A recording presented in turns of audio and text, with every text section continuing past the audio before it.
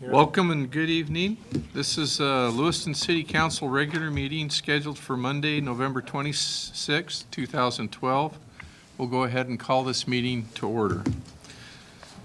Next item of business, please stand and join me in the Pledge of Allegiance.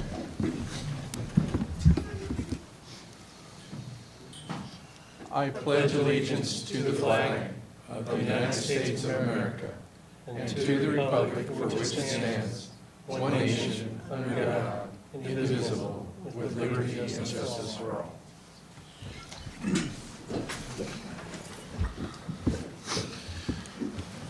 First item, we need to amend the agenda to add the election canvass to the consent agenda for item G.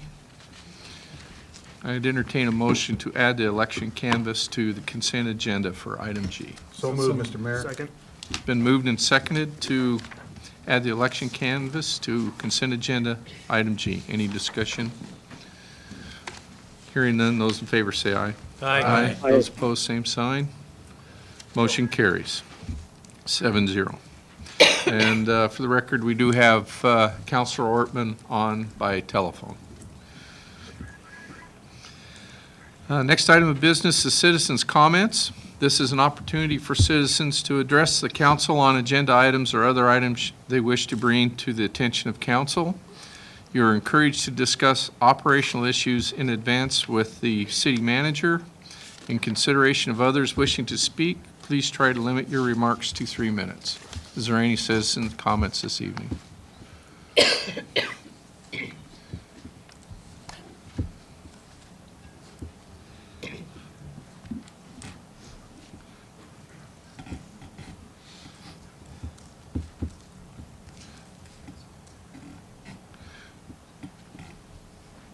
Mayor and Council, actually, it's not a citizen's comment, it's actually as a Public Works Director for the City of Lewiston. I just want to remind people and Council that we are moving to single stream and that you should be receiving, carts will be dispersed sometime in January, starting about January 16th through February 4th. So just more information for the Okay. people out there. Thank you. Thank you. Any other citizen comments? Seeing none, we'll move on to the public hearings and presentations. We have public hearing ZC 03-12. The applicant is Steve Carlton, requesting a zone change for approximately .339 acres at 1109 Bryden Avenue from low-density residential to general commercial. We have Jackie Gilbert from the Community Development. Mr. Mayor, before we start, I'd like the council to know that Steve Carlton is a customer of mine and a friend, so I just want to make sure that everybody understands that. Okay, thank you. Good evening, Mr. Mayor and City Councillors. First of all, the request was put in front of Planning and Zoning on the meeting October 10th, 2012, and was approved unanimously by... Could you get her to use the mic, please? Yes, sir. Oh, I thought I was. So Dennis can hear you. Just tip it up a little bit. Okay, is that better? A little bit No? closer. Yes? Speak loud. Okay. Yeah, project. So a request was received from Carlton Construction to change 1109 Bryden Avenue from low-density residential R2A to general commercial C4. We met with, the staff did a staff report and went through some of the zoning and comprehensive plan information, and I'm just going to present some of the information that we went through and presented to Planning and Zoning Commission on the 10th of October 2012. So there on the visual, you'll see the zoning. It looks orange, but that's the C4, which is a general commercial, and R2A is the blue-coloured, green-blue colour that you see there. And the parcel of land that you see highlighted with black ink is the parcel of land that we're talking about this evening. As you can see from that visual, that you can see about 240 feet to the west is an intersection. So very close to a major intersection there.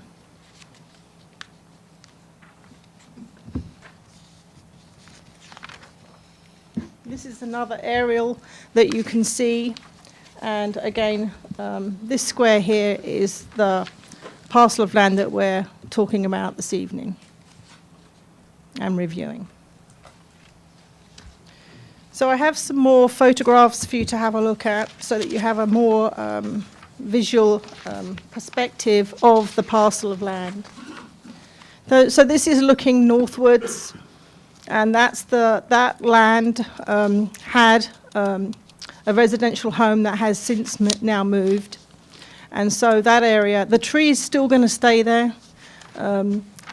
Mr. Carlton would like to keep that tree there. He feels that that's an important landmark there and would like to keep that.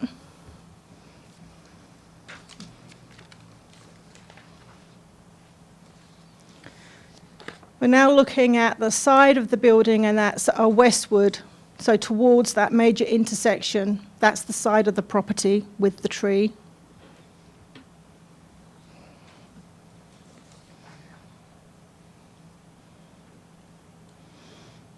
So this is looking eastwards. So we're looking at the property. The property is on the east of that picture, and the neighbour is the neighbour is to the east. So that garage that you can see along that line, that would be the property line, the boundary line.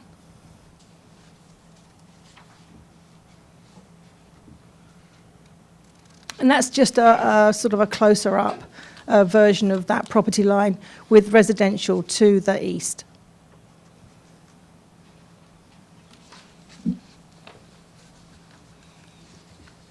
This is the visual from looking at the property to the west, and that's the major intersection that I was talking to you about, referring to earlier.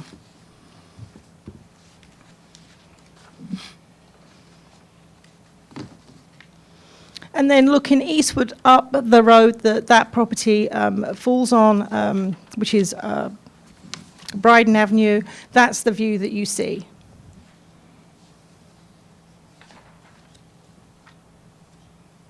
And then looking south east, that's what you see from southeastwards.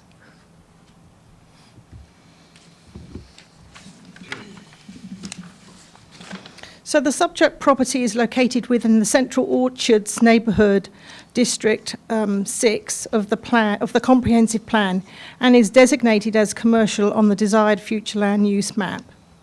Therefore, the proposed rezone is in conformance and in line with the comprehensive plan. The property is more appropriate as commercial due to the three sides of the property is used and zoned as commercial. The property is 240 feet east from the intersection of two designated and fully improved minor arterial streets. The property is not large enough for commercial use that would generate broad, intensive, high-impacted activities. Redevelopment of the property is expected to generate street widening, installation of curb gutter and sidewalk along the frontage of the property, which is a benefit to the travellers along this stretch of the street. Public Works have no objections as frontage improvements will be addressed during the building permit process. The Fire Department have no objections as fire flow, hydrant placement and Fire Department access will have to comply with more stringent fire codes requirements for commercial properties. Therefore, the staff and the Planning and Zoning Commission unanimously approve at their October 10th, 2012 public meeting, and we recommend that approval of ZC 03-12 to support economic development of the city by improving additional commercial services to the area. Staff also recommends approval of ZC 03-112 to provide clear and consistent land uses by shoring up the property in a commercial area which is in line with the comprehensive plan. There were no public comments received at the meeting on October 10th, 2012. And that's my presentation. Council have any questions of Ms. Gilbert? Okay. Go ahead and have a seat for a minute. Okay, we'll open this hearing. Anyone wishing to speak for this zone change? For or against? Seeing none, Mr. Carlton, would you like to address council? Steve Carlton, 936 Cedar. Basically, we're just squaring up the property that I already own there, so the new Mexican restaurant is directly in line with that piece of property, and we just acquired it here 3 or 4 months ago and took the house off. We moved it up by Liberty Mart, where we moved the other one. We had a lot up there, so just trying to clean up the neighborhood. And I don't have any plans for it, just I didn't have any plans for the other piece when we first bought it, so Okay. we're just developing it. Any questions, Mr. Carlton? Okay, thank you. Thanks. One last chance. Anyone else wishing to testify for or against? Seeing none, we'll go ahead and close this hearing. And this will be coming up first reading on consent agenda C. So we'll move on to consent agenda. I've been requested to move item D, ordinance 4592, first reading, to the active agenda D. Is there any other items council wishes to pull to the active agenda? Hearing none, I'll entertain a motion to read the consent agenda as amended. So moved. Second. It's been moved and seconded to read the consent agenda as amended. Is there any discussion? Hearing none, those in favor, Councilor Kleber. Do you need to correct the amounts payable? Vouchers payable, on item F is $1,727,098.78 is the amount instead of the $1,706,295.50. Had an addition error, so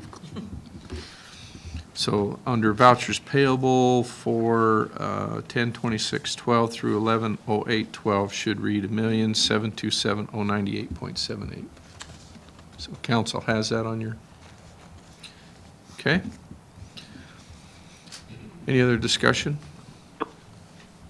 Hearing none, those in favor say aye. Aye. Aye. Those opposed, same sign. Motion carries 7-0.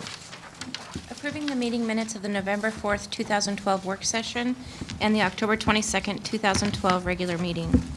Accepting the minutes of the October 23rd, 2012 Solid Waste Advisory Commission. Approving the first reading of Ordinance 4593 by title only. An ordinance implementing the City Council's decision in ZC 0312, declaring that certain real property be removed from the low-density residential zone, R2A, and included in the general commercial zone, C4, amending the official zoning map of the City of Lewiston and providing an effective date. Approving the purchase of one street sweeper from Owen Equipment Company of Portland, Oregon in the amount of $169,985. Approving the vouchers payable for October 13th, 2012 through October 24th, 2012 in the amount of $1,486,230.35.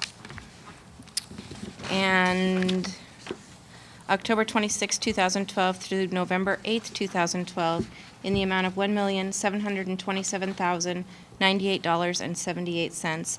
And this excludes payments to Han Rental, Han Supply, Redasil Engineering.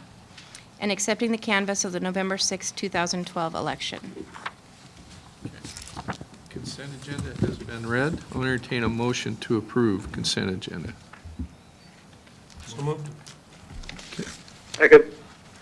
been moved and seconded to approve the consent agenda as read. Is there any discussion? Hearing none, those in favor say aye. Aye. Those opposed, same sign. Motion carries 7-0. Next item is the active agenda regarding Resolution 2012-53. This was tabled previously, so first off, I'll entertain a motion to take off the table Resolution 2012-53. So moved, Mr. Mayor. Second. It's been moved and seconded to take Resolution 2012-53 off the table. Any discussion? Hearing none, those in favor say aye. Aye. Those opposed, same sign. Motion carries 7-0. I'll entertain a motion to retable till January 14th. I move that we retable Resolution 2012-53 to January 14th. Is that a regular meeting? Yes. Second. It's been moved and seconded to retable Resolution 2012-53 to our regular scheduled meeting of January 14th. Is there any discussion? Councilor Dan. What's the reasoning? December 3rd, at the work session, we'll be meeting with the Canyon Crest representatives. And depending on that discussion, we'll have something, whatever the resolution is, we'll be ready to act on it on the 14th. That's the plan. There's a reason that was picked. Okay, any other discussion? Hearing none, those in favor say aye. Aye. Those opposed, same sign. Motion carries 7-0. Next item of business is vouchers payable, approving the Han Rental, Han Supply vouchers payable dated October 13th, 2012, October 25th, 2012, and October 26th, 2012 through November 8th, in the amount of $2,326.22. I'll entertain a motion to approve vouchers payable to Han Rental, Han Supply. Second. It's been moved and seconded to approve vouchers payable to Han Rental, Han Supply for $2,326.22. Any discussion? Hearing none, those in favor say aye. Aye. Those opposed, same sign. Motion carries 6-0 with Councilor Kleberg abstaining due to a conflict of interest. And vouchers payable approving Redicel Engineering. I'll recuse myself at this time because I was working for Redicel at this point, but going forward, I'm no longer in their employ, so won't have that conflict of interest. So, Pro Tem Cannon. Thank you, Mr. Mayor. Active agenda item C, vouchers payable, approving the Redicel Engineering vouchers payable dated October 26, 2012 through November 8, 2012 in the amount of $750. Entertain a motion to approve the vouchers payable. So moved. Second. Moved and seconded to approve the vouchers payable to Redicel Engineering in the amount of $750. Any discussion? Not all in favor say aye. Aye. Opposed? Motion passes 6-0 with Mayor Poole abstaining. Mr. Mayor? Thank you, Pro Tem Cannon. Now we'll move on to item D, Ordinance 4592 for the first reading.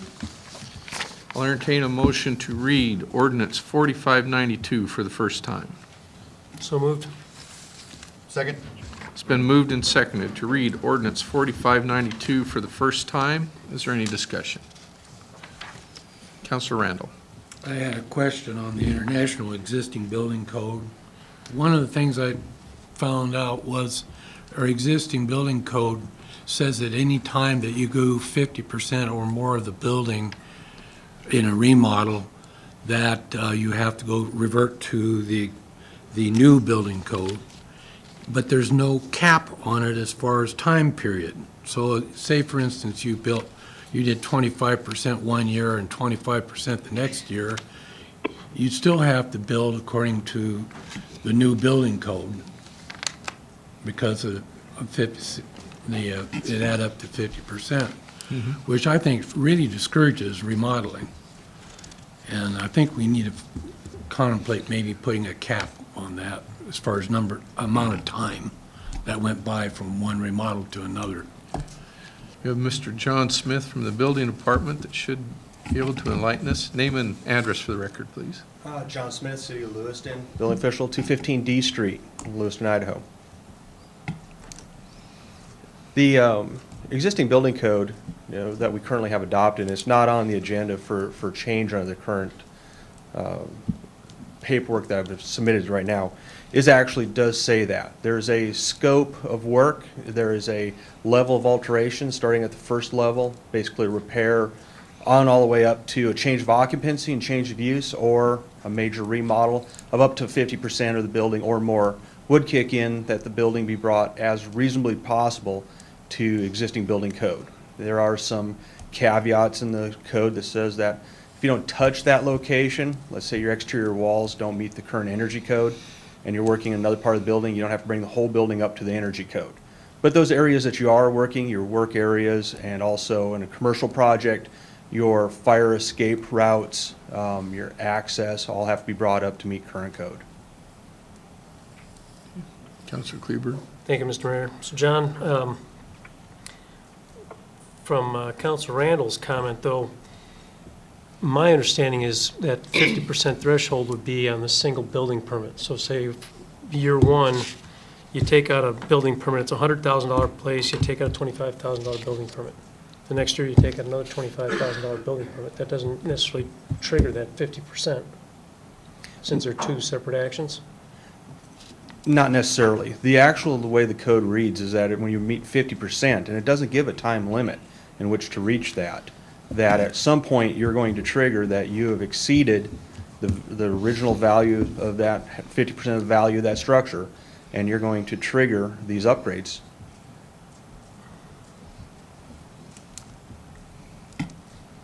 So Yes. how is that tracked? Not very well, to be quite truthful with you. It's hard sometimes to keep track of, there's a sliding scale. We go off of the value from the county assessor's office. And as time goes on, the building devalues. So if you did a project this year and in 10 years from now you do another project of the similar size, you may actually push yourself over. We don't keep that close of track.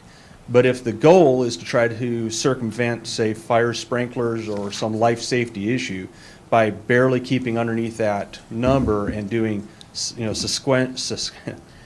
consecutive projects, then in reality, this year you come in for 48% of the value of the building, and next year you come in for 48% of the value of the building. That's fresh enough in our mind that we do catch those and we do keep track of them. Any other questions? Covers my point. Okay.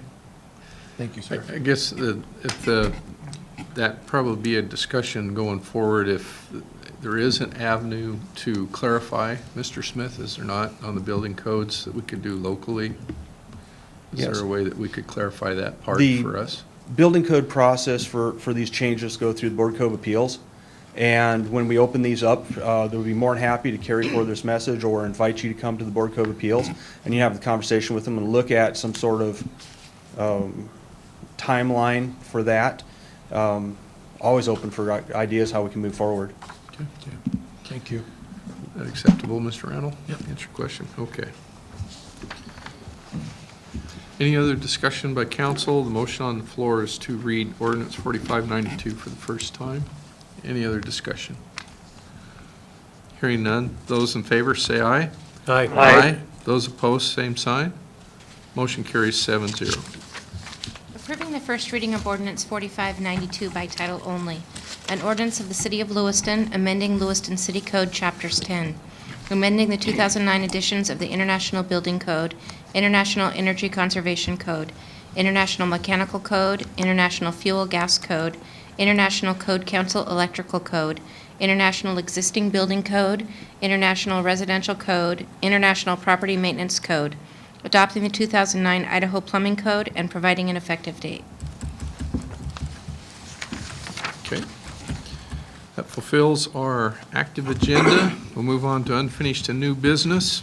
Is there any city councilor comments this evening? Mr. Mayor? Pro Tem Cannon. I really want to thank everybody involved for what took place down on Fifth Street last week. Avista was Johnny on the spot. They had most of their crews down there trying to get power back up, coming up with a plan. I know Chief was there. Of course, the fire chief was there. And Steve Orr, our police chief, and did an excellent job in keeping the crowds back. That could have been disastrous, but nothing was compromised. The infrastructure that was put in and everything for the rebuild was okay. And of course, the main thing was nobody was hurt, nobody was killed in that explosion, which could have actually, it could have happened very easily. The fire department did a great job in keeping it down and keeping the flames down, and just everybody needs to be commended on how fast they got into that situation and how fast they took care of it. It's a credit to the people who work for the city and Avista for how they take care of their customers and got them back up and running again. So I just wanted to make that note, and I'm very proud of everybody for what they did and what they accomplished in a tough situation. Any other councilor comments? Councilor Kleber. Thank you, Mr. Mayor. Kind of off a topic, and I hate to put you on the spot, Councilor Stevenson, but I've got to ask the question, what are your plans going forward being a state representative concerning the city council? Well, thank you for asking. A number of people have asked that same question, and my response has been that next week we're sworn in, and until that happens, I have no decision, because anything could happen between now and then. And that at that time, then I will consult with the people in the legislature as well as the city officials and make a decision sometime before the end of the year, the first part of the year. And it's complicated because of a number of issues. Idaho does not require a legislator to resign from an office. As a matter of fact, there are mayors and county commissioners and city councilors. And my term is up next year, as you know, as are a number of us. And so several months of the next year's time, I wasn't expecting to talk, so I'm frogging my throat. The new person would be elected and not seated, but would be elected in November. So November and December of next year, we would have a new person ready in the wings. During the session, we come home on the weekends and return for the beginning of the week, so it's very possible that I would be here. So there are a number of things that enter into it, and I thank you for asking, because a lot of people have asked the same question. What's your desire? Well, See, you put me That's on a the loaded question. No, you know, I guess my concern is, and I've got the same concern with our newly elected state senator, Mr. Johnson, who's employed by the city, is that there are going to be some big issues coming up in front of the legislature this year. Obviously, the personal property tax being the biggest, and where if you were sitting on the council, or say Dan is sitting in the Senate, and potentially enacting legislation that could drastically affect the personal property tax, whether you agree with the personal property tax or not. You know, I always thought it was a dumb tax, but cities and counties base their budget off it. It's a lot of money. Without a way of replacing that revenue stream, I mean, your vote could drastically affect the budget of the city and, by extension, the county, probably more so the county, obviously more so the county than the city. And that's just a concern of mine. So, you know, that's kind of why I brought the question up. Yeah, I'm glad you did. I'm not asking how you're going to vote, because that's not my business. I mean, They're complex issues. And at any rate, my response is that I will make a decision after I'm sworn in. okay, fair enough. Thank you. Okay. Any other? Councilor Daniel.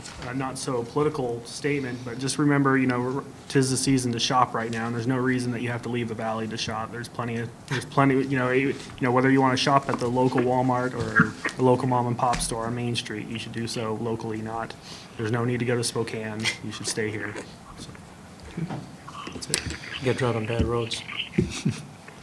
I'd like to echo Mayor Pro Tem's Cannon's comments on response of the emergency response for the gas line last week. And it's unfortunate that it happened, but things like that do happen from time to time.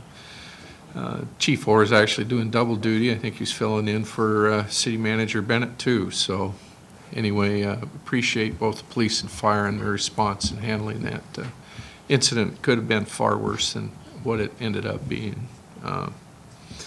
Second item I had is I'd like to commend the Winter Spirit folks this year again. They went above and beyond the duty of really making a great little showpiece of the locomotive park. There's a number of folks from out of town that came here for Thanksgiving that were just completely at awe and impressed that we had a private group that was willing to do something like that for the entrance in our city. And anyway, I'd like to just take note and make it part of the record to thank the Winter Spirit folks for their great effort they do every year for the community. So, that, any other councilor comments? Councilor Stevenson. Thank you, Mr. Mayor.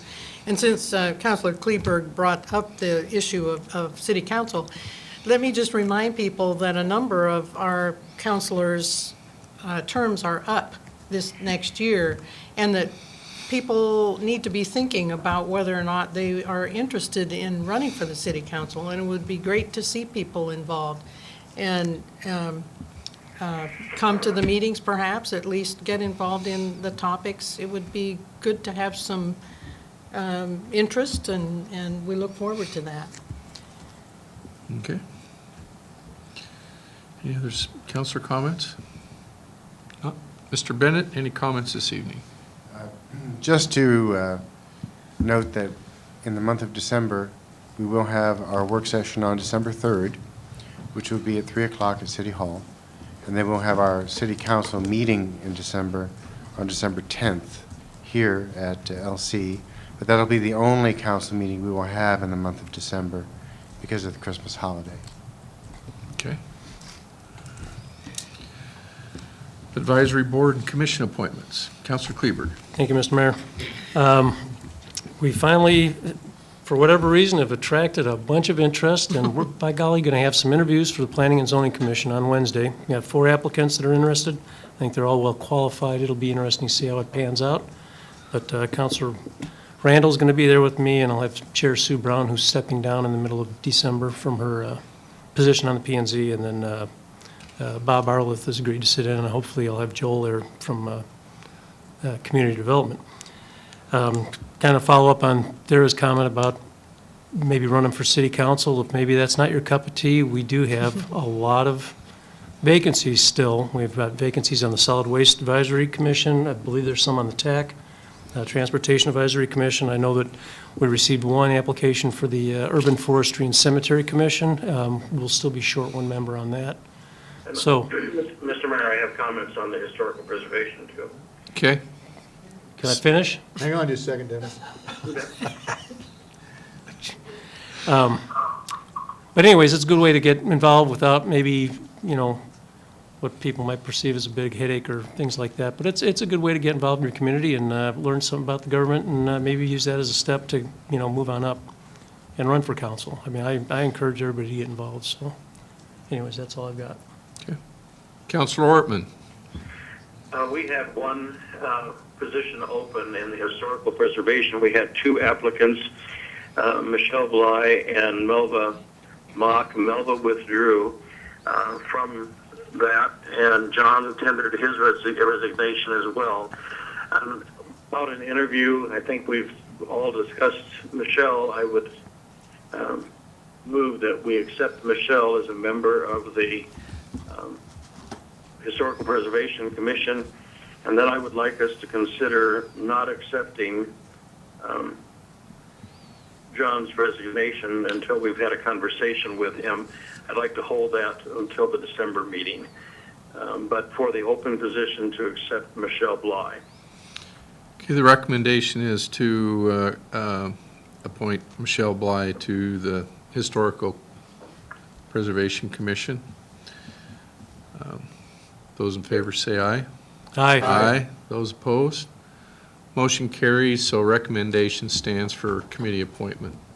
Okay, and we'll discuss the other position in December. Okay? Any other advisory board and commission appointments? Counselor Yeah, Daniel. we have a position on the Transportation Advisory Commission. I was kind of curious, does the city keep track of previous applications? When people, when we did have a bunch of people apply for a committee or commission, do we ever, the people that we didn't choose, do we keep a record of those people that did apply? I do keep them all filed Okay. in my office, yes. Since we have so many openings, could we maybe send out I don't know, could we get a hold of those people and give them a second shot? That or could or advertise, I guess, or actively go out and recruit a few. All right. Yeah.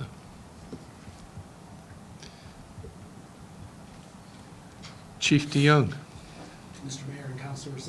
Also, this week ago at our MSAB meeting, we were made aware that Tracy Flynn will resign at the end of her term, the end of December. So we will be actively looking for a healthcare sector replacement for MSAB beginning 2013. Okay. So that'll be another one that we're unable to get Councilor Ortman all caught up with his travels in our meeting minutes. All righty, thank you. So it looks like for folks out there, there's plenty of opportunity to come and participate in the city and our committees. So, any work session agenda topics to add this evening? Counselor Daniel? It's not so much a work session agenda topic, but I would like at our next meeting on the 10th to have on the active agenda the Lewiston fee initiative, so we can at least give it its day. And I don't know what the process is, whether or not we need to approve it as an ordinance or just accept it. I don't know what the process is that way, but it should at least, I believe it has to come through us at some point. What are we talking about here? The new initiative that Oh, passed. I think we're going to talk about that on the work session on the 3rd. Okay. And go over that, and then if there's any clarifications or whatever comes out of the work session, we'll probably have action either December 10th or January 14th. So it needs to be added to this agenda for the 3rd? Yeah, we'll have to amend the agenda Okay. for that.